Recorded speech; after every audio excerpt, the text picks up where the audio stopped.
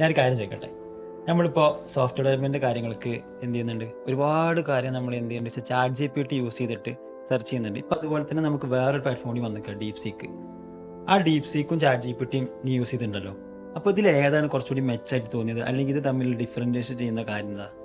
ഇപ്പോൾ chat ജിപിടിയും deep സീക്കും നമ്മൾ എടുക്കുന്ന സമയത്ത് ഇപ്പോൾ ഫീച്ചറിൽ നോക്കുന്ന സമയത്ത് നമുക്കിപ്പോൾ GPTക്കകത്ത് നമ്മൾ $20 പെർ മന്തിൽ കൊടുക്കുന്ന അതേ സംഭവങ്ങൾ നമുക്ക് എന്ത് ചെയ്യുന്നുണ്ട്, ഡീപ് സീക്കിനകത്ത് ഇപ്പോൾ നമുക്ക് ഫ്രീ വേർഷനിൽ തന്നെ കിട്ടുന്നുണ്ട്.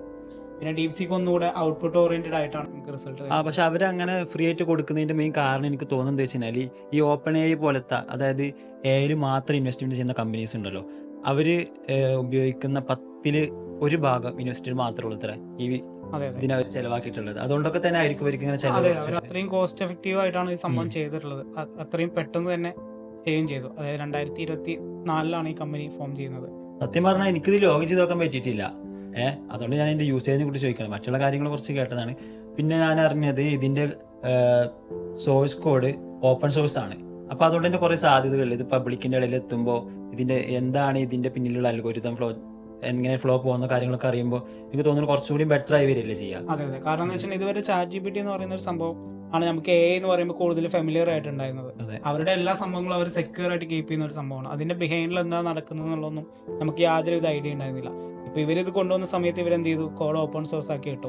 അതുകൊണ്ട് അവരുടേതായിട്ടുള്ള ഉദ്ദേശശുദ്ധി ഉണ്ടാകും. കാരണം എന്താ വെച്ചാൽ ചൈന ആയതുകൊണ്ട് ഈ ഡാറ്റ എന്ത് ചെയ്യും എന്നുള്ളതൊക്കെ ആളുകൾക്ക് ഡൗട്ട് ഉള്ളതുകൊണ്ട് ഡാറ്റ കൊടുക്കാൻ മടിക്കും. പക്ഷെ അതുകൊണ്ടായിരിക്കും അവർ ഒന്നാമത് ഓപ്പൺ സോഴ്സ് ആക്കിയത്. പക്ഷെ അത് ഭയങ്കരമായിട്ടുള്ള ഒരു ബെനിഫിറ്റ് ആയിട്ട് മാറും. കാരണം എന്താ വെച്ചാൽ നമ്മൾ ഫ്യൂച്ചർ എന്ന് പറയുന്നത് നമ്മൾ AI കൂടുതലായിട്ട് ഫോക്കസ് ചെയ്യുന്നത്. അപ്പോൾ കൂടുതൽ കമ്പനികൾക്ക് ഇതിൽ റിസർച്ച് നടത്തുന്നവർക്ക് ഇതിൽ കൂടുതൽ വർക്ക് ചെയ്യാൻ താല്പര്യപ്പെടുന്നവർക്കൊക്കെ എന്ത് ചെയ്യാൻ പറ്റും, ഒരു ചവിട്ടുപടിയായിട്ട് മാറിയത്. ഇപ്പൊ സാധാരണ ചാറ്റ് GPT പോലെ തന്നെ ജസ്റ്റ് ടെക്സ്റ്റ് ഓറിയന്റഡ് പ്രോംപ്റ്റ് മാത്രമാണ്, എന്തെങ്കിലും വേറെ എന്തെങ്കിലും ഡിഫറെന്റ് ഇല്ല. ഇവരിപ്പോ നമുക്ക് പുതുതായിട്ട് 2 ഫീച്ചർ കൊണ്ടുവന്നിട്ടുണ്ടായിരുന്നു. ഒരു ഡീപ് സെർച്ചും ഒരു ഡീപ് തിങ്കിങ് എന്ന് പറയുന്ന 2 സെക്ഷൻസ് ഇവർ ആഡ് ചെയ്തിരുന്നു. പക്ഷെ ആ ഓപ്ഷൻ GPT അത് കൊണ്ടുവന്നിട്ടുണ്ട്. GPT ഇപ്പൊ അത് ആഡ് ആയി, നിലവിൽ അത് ആഡ് ആയി വന്നു. ഡീപ് സെർച്ച് എന്ന് പറയുന്നത് വെബിനകത്ത് തന്നെ ഒരുപാട് ഡാറ്റ ഡീപ്പായിട്ട് ചെന്നിട്ട് തന്നെ അവർ എടുത്തു തരുന്നുണ്ട്. അതേപോലെ ഡീപ് തിങ്കിങ് എന്ന് പറഞ്ഞൊരു ഓപ്ഷൻ ഉണ്ട്. നമ്മൾ വേറൊരു പ്രധാനപ്പെട്ട കാര്യം എന്താണെന്ന് അറിയോ, ഇത് സ്റ്റോക്ക് മാർക്കറ്റിനെ പിടിച്ച് കുലിക്കുന്നുള്ളതാണ്. അതായത് നമ്മളെ Nvidia പോലത്തെ കമ്പനീസിന്റെ ഒക്കെ ഷെയറിലൊക്കെ 15% ഇടിഞ്ഞു. ആ ഒരു ന്യൂസ് വന്നപ്പോൾ തന്നെ എന്ത് ചെയ്തു, അതിലൊരു 15% ഇടിവ് വന്നു. കാരണം Nvidia എന്ന് പറയുന്ന ചിപ്പ് യൂസ് ചെയ്തിട്ടാണ് ഇവരെല്ലാം, ഓപ്പൺ AI ആണെങ്കിൽ ഇവരെല്ലാം ഇതെല്ലാം ചെയ്യുന്നത്. ചൈനയിലോട്ടാണെങ്കിലും ഇന്ത്യയിലോട്ടാണെങ്കിലും ഇവർ ഇതിന്റെ കയറ്റുമതിയും കാര്യങ്ങളൊക്കെ റെസ്ട്രിക്ട് ചെയ്തിട്ടുണ്ടായിരുന്നു.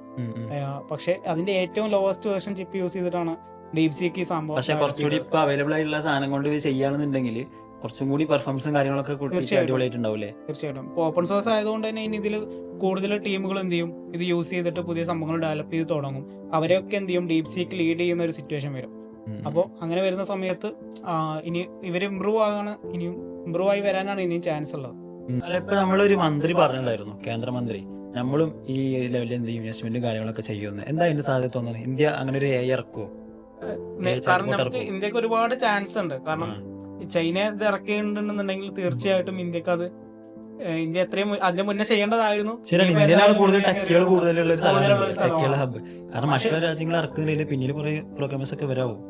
പക്ഷെ ചൈനയെ സംബന്ധിച്ചിടത്തോളം എന്താ വെച്ചാൽ അവർക്ക് എന്തും പറ്റുമെന്നുള്ള ഒരു സംഭവമാണ് അവർ കാണിക്കുന്നത്. ഇപ്പോൾ അമേരിക്ക എന്നുണ്ടെങ്കിലും ഇങ്ങനെ കുത്തികയാക്കി വെച്ചുകൊണ്ടിരുന്ന ഓരോ സംഭവങ്ങളും നമ്മൾ സിമ്പിൾ ആയിട്ട് അവർ ഇറക്കുന്ന രീതിയിലാണ് അവർ എന്ത് ചെയ്യുന്നത്, ഇതൊക്കെ ഇൻട്രൊഡ്യൂസ് ചെയ്ത് തരുന്നത് നമ്മളെ മുന്നിലോട്ട്. അത്രയും കോസ്റ്റ് ഇല്ലാതെ, അത്രയും ടൈം ഇല്ലാണ്ടാണ് ഇല്ലാതെയാണ് അവർ ഇതൊക്കെ ചെയ്തു തരുന്നത്.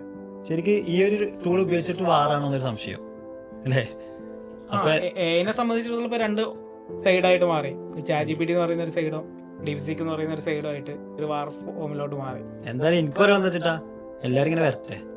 ഓരോ രാജ്യങ്ങളും അവരവരെ കാര്യങ്ങൾ യൂസ് ചെയ്യുമ്പോൾ ഇറക്കുന്ന സമയത്ത് ഇത് യൂസേഴ്സിന് ഒരു ഉപകാരമാണല്ലോ. ഓരോ മെച്ചപ്പെട്ട കാര്യങ്ങൾ യൂസ് ചെയ്യാലോ. ഇനിയിപ്പോ എന്തായാലും AI ഒരു ഫ്യൂച്ചറാണ് നമ്മൾ മുന്നിലോട്ട് കാണുന്നത്.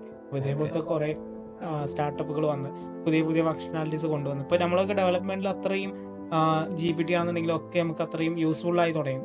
അത്രയും നമുക്ക് ടൈമിൽ ലാഭിക്കാനും മറ്റൊക്കെ പറ്റി തുടങ്ങിയിട്ടുണ്ട് ഇപ്പോൾ. സോ ഇങ്ങനത്തെ ഡെവലപ്മെന്റ്സും ടെക്നോളജീസ് മാറുന്നതിനനുസരിച്ചിട്ട് മൊത്തത്തിലുള്ള ചേഞ്ചസും കാര്യങ്ങളെല്ലാം വന്നുകൊണ്ടിരിക്കും. പിന്നെയും സ്റ്റാർട്ടപ്പുകൾ വരട്ടെ, പുതിയ ടെക്നോളജികൾ ഇൻട്രൊഡ്യൂസ് ചെയ്യട്ടെ. നമുക്ക് എന്തായാലും നോക്കി കാണാം ഡീപ് സീക്ക് എന്താവും എന്നുള്ളതും നോക്കി.